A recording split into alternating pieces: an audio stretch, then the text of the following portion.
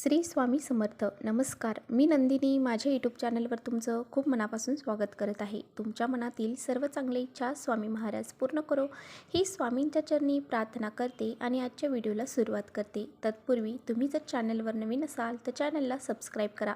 त्याचबरोबर शेजारचं जे bell आयकॉनचं button आहे ते प्रेस करा, जेणेकरून मी जेव्हा नवीन व्हिडिओ अपलोड करेन त्याचं नोटिफिकेशन सर्वात अगोदर तुम्हाला मिळेल आणि तुम्ही एकही व्हिडिओ मिस करणार नाही. तर चला करूया व्हिडिओला सुरुवात.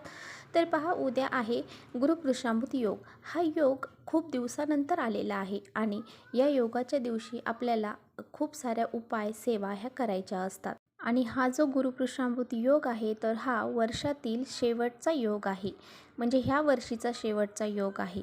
तर उद्या तिसरा मार्गशीर्ष गुरुवार देखील आहे, त्यामुळे माता लक्ष्मीची आपल्याला पूजा अर्चा करायची आहे. त्याचबरोबर आपल्याला गुरुपुरुषामृत योगाच्या सेवा आणि उपाय देखील करायचे आहेत. तर उद्या आपल्याला आंब्याच्या पानांचा असा हा एक उपाय नक्की करायचा आहे, ज्यामुळे आपल्या घरामध्ये सुख समृद्धी ऐश्वर्य निर्माण होते. आणि आपल्या घराला जर कुणाची नजर लागलेली असेल, कुणाची वाईट बाधा लागलेली असेल किंवा दोष लागलेले असतील, अडचणी असतील, तर त्या सर्व दूर होऊन जातील आणि आपल्या घराची कुटुंबाची प्रगती होईल. इतका हा प्रभावशाली उपाय उद्या आपल्याला करायचा आहे. हा उपाय कसा करायचा आहे याबद्दलची सर्व माहिती आपण व्हिडिओमध्ये घेणार आहोत, त्यामुळे व्हिडिओ कुठेही स्किप न करता शेवटपर्यंत नक्की बघावा, जेणेकरून तुमच्यापर्यंत योग्य ती माहिती पोहोचली जाईल. गुरुपुरुषामृत योग हा पुष्य नक्षत्र गुरुवारच्या दिवशी आल्यामुळं गुरुपुरुषामृत योग तयार झालेला आहे आणि या दिवशी गुरुवारच्या दिवशीच गुरुपुरुषामृत योग हा असतो. तर पहा, गुरुपुरुषामृत योगाच्या दिवशी सोनं, नाणं, चांदी खरेदी करणं, त्याचबरोबर आपल्या घरामध्ये देवघरातील ज्या वस्तू आहेत त्या खरेदी करणं किंवा मग नवीन गाडी किंवा आपल्या घरामध्ये काही नवीन वस्तू ह्या खरेदी करणं याला खूप सारं महत्त्व आहे. सोन्या इतकं महत्त्व या सर्व गोष्टींना दिलं जातं. आणि पहा, याचबरोबर आपल्या घरामध्ये ज्या गोष्टी नाहीत, म्हणजे देवघरामध्ये आपल्याकडे ज्या देवी देवतांच्या मूर्ती नाहीत त्यासुद्धा खरेदी करण्याला खूप सारं महत्त्व आहे. तर हा शुभ अवसर आपल्याला अजिबात सोडायचा नाही. या दिवशी लहान बाळांनासुद्धा 5 वर्षापर्यंत गुरुपुरुषामृत योगाच्या दिवशी स्वर्णप्राशन दिलं जातं आणि त्यामुळे त्यांची बुद्धीही तल्लख होते. त्यामुळे ह्या दिवसाला खूप सारं महत्त्व आहे. या दिवशी आपल्याला आंब्याच्या पानांचा हा उपाय करायचा आहे. तर आंब्याच्या पानांना किती महत्त्व आहे, किती शुभ मानले जातात हे सर्वांनाच माहीत आहे. तर बघा, आंब्याच्या पानांचा उपाय जर आपण पौर्णिमा, अमावस्या, त्याचबरोबर काही शुभ तिथी असतात तर या तिथींना जर केला आणि असा हा गुरुपुरुषामृत योग आहे या तिथीला जर केला तर आपल्या घरामध्ये खूप सारे दोष येण्यापासून, जे काही अडचणी आहे, नजरबाधा आहे, त्या दोष येण्यापासून दूर होतात आणि आपल्या घराची, मुलांची प्रगती होते. आपल्या घरावरती कोणत्याही प्रकारचं वाईट संकट हे येत नाही. त्यामुळे असा हा उपाय आपल्याला करायचा आहे. तर पहा, आपल्याला आंब्याच्या पानांचा काय उपाय करायचा आहे. तर पहा, आपण आंब्याची पानं घेऊन यायची आहेत. आपल्या घराच्या आसपास आपल्या घराचं झाड असेल तर त्याचे काढा किंवा मग तुमच्या आसपास झाड नाही तर मग आपल्याला बाजारात देखील हे पानं उपलब्ध होतात. बऱ्याचशा अशा पूजा आहेत, त्या पूजेमध्ये आपण आंब्याच्या पानांचा उपयोग करतो. कलशामध्ये मांडण्यासाठी आंब्याची पानं यूज करतो. त्याचबरोबर सत्यनारायणाला आपण आंब्याची पानं यूज करतो. त्याचबरोबर आपल्या शुभतिथी ज्या आहेत तर त्या शुभतिथींना आंब्याच्या पानांचा यूज करतो. तर पहा, आपल्याला 5 किंवा 7 किंवा 11 आंब्याची पानं घ्यायची आहेत. तुम्हाला जेवढी जमतील तेवढी पानं घ्यायची आहेत, परंतु हे पानं घेताना आपल्याला विषम संख्येमध्ये घ्यायची आहेत. ही पानं घेतल्याच्या नंतर आपल्याला ती स्वच्छ धुवून घ्यायची आहे. तर आंब्याची पानं ही सकारात्मक ऊर्जा आपल्या घराच्या आसपास निर्माण करतात. त्यामुळे जर तुमच्या आसपास आंब्याची झाडं असतील तर खूप उत्तम अशी हा उपाय जो आहे तर तो आपल्याला सकाळी 12 वाजेपर्यंत करायचा आहे, म्हणजे सकाळीच हा उपाय आपल्याला करायचा आहे. तर या पानांना आपल्याला काय करायचं आहे, स्वच्छ धुतल्यानंतर हळदीची पेस्ट करायची आहे, कुंकवाची पेस्ट करायची आहे. तर आपल्याला ह्या पानांना हळदीची पेस्ट करून घ्यायची आहे. नाहीतर मग तुमच्याकडे चंदन असेल तर ते चंदन घेतलं तरी चालेल.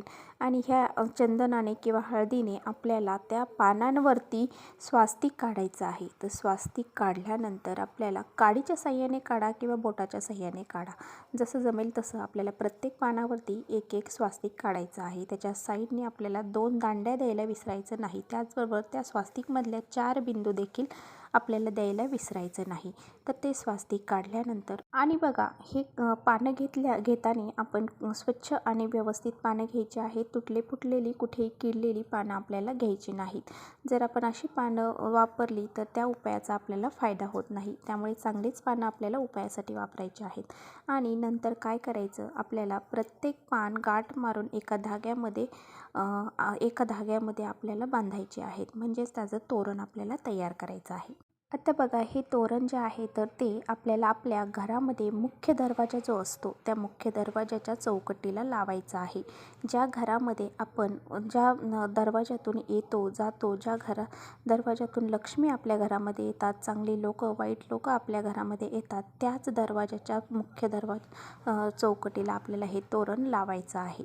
आणि हे तोरण आपण आपल्या मुख्य दरवाजाला लावल्यानंतर आपल्या घरामध्ये नकारात्मक ऊर्जा येत नाही आणि आपल्या घरामध्ये जी काही नकारात्मकता आहे तर ती सुद्धा बाहेर निघून जाते. आपल्या घरामधली नकारात्मकता दोष जर दूर झाले तर आपल्या घरामध्ये लक्ष्मी माता प्रवेश करते आणि ती आपल्या घरामध्ये टिकून देखील राहते. जर आपल्या घरामध्ये काही दोष असतील, अडचणी असतील, नकारात्मकता असेल तर आपल्या घरामध्ये लक्ष्मी माता येत नाही. त्यामुळे अगोदर आपल्याला आपल्या घरातली जी नकारात्मकता आहे ती बाहेर काढायची असते. त्यामुळे असे काही उपाय ह्या विशिष्ट तिथींना जर आपण केले तर आपल्या घरामध्ये सकारात्मक लहरी निर्माण होतात. आणि वारंवार हे आपल्याला करावं लागतं, कारण वारंवार कुणी ना कुणी आपल्या घरी येत राहतं किंवा बाहेरच्यांची सुद्धा वाईट नजर आपल्या घराला लागलेली असते. एखादं चांगलं काम आपल्या घरामध्ये जर झालं तर त्या लोकांना ती गोष्टी खपत नसते आणि त्यामुळे ते आपल्या घराला नजर लावतात आणि अशी ही नजर आपल्या घरामध्ये नकारात्मकता निर्माण करते आणि त्यामुळे आपल्या घरामध्ये सर्व गोष्टी ह्या खुंटल्या जातात. आपल्या घरातमध्ये मुलं जी आहेत ते मुलं अभ्यास करत नाही, ऐकत नाही. बऱ्याचशा गोष्टी मुलांच्या प्रगतीमध्ये अडथळे निर्माण करतात आणि त्याचबरोबर आपल्या पतीची प्रगती होत नाही, आपल्या घराची प्रगती होत नाही आणि आपल्या घरामध्ये नकारात्मक ऊर्जा ही साचली जाते. यामुळे आपल्या घरामध्ये ही जी नकारात्मक ऊर्जा आहे ती बाहेर काढण्यासाठी आपल्याला काही छोटे छोटे उपाय जर आपल्या घरामध्ये केले तर हे सर्व गोष्टी नष्ट होऊन जातात आणि आपल्या घराची हळूहळू प्रगती व्हायला सुरुवात होते. आता बघा तुम्ही उद्या तोरण लावणार आहात तर दुसऱ्या दिवशी म्हणजे शुक्रवारी आपल्याला ते तोरण लगेच आपल्या दरवाजावरून काढून टाकायचं आहे. कारण पहा, ते जर तोरण आपल्या दरवाजावर तसंच सुकलेलं जर राहिलं तर आपल्या घरामध्ये जी सकारात्मक ऊर्जा आलेली आहे त्याच्या दुप्पट आपल्या घरामध्ये नकारात्मकता येईल. सुकलेलं तोरण आपल्या घरामध्ये अजिबात ठेवायचं नाही. ज्या दिवशी लावलेलं आहे त्याच्या दुसऱ्या दिवशी लगेच ते तोरण काढून टाकायचं, जेणेकरून आपल्या घरामध्ये नकारात्मकता येणार नाही. तर हे पहा, ह्या सर्व गोष्टी आपल्याला नक्की आवर्जून लक्षात ठेवायच्या आहेत. आणि पहा, असं केल्यामुळे जर तुम्हाला वेळ नाही हे सर्व तोरण करण्यासाठी तर नुसता तुम्ही एक ढगळा जरी आंब्याचा आणून तुमच्या दरवाजावरती लावला तरी चालेल.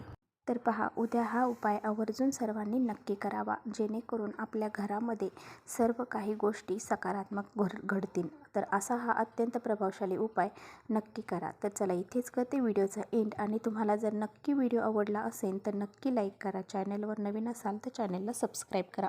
परत भेटूया अशाच छानशा व्हिडिओसोबत. तोपर्यंत श्री स्वामी समर्थ.